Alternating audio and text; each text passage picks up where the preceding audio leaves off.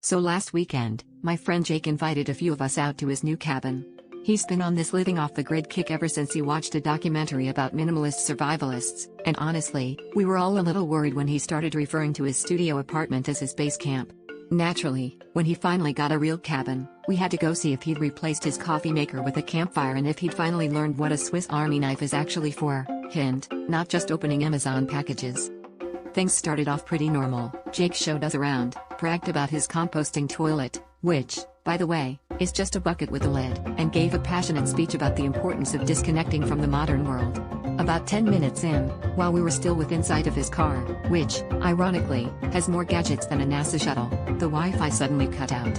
You'd think we'd lost all contact with civilization. Jake's eyes went wide, and he whispered, "This is it, guys. The grid is gone. We're on our own now."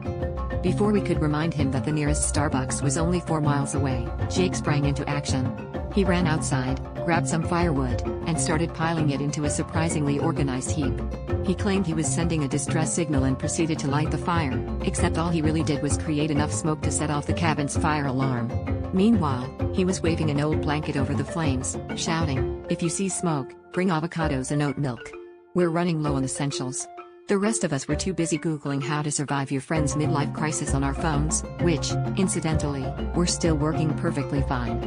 So after 5 minutes of being off the grid, Jake declared himself a pioneer, wrapped a towel around his shoulders like a cape, and started referring to himself as Trailblazer Jake. I guess he really wanted to make sure he left his mark on the wilderness, preferably in the form of Wi-Fi passwords written on all the trees.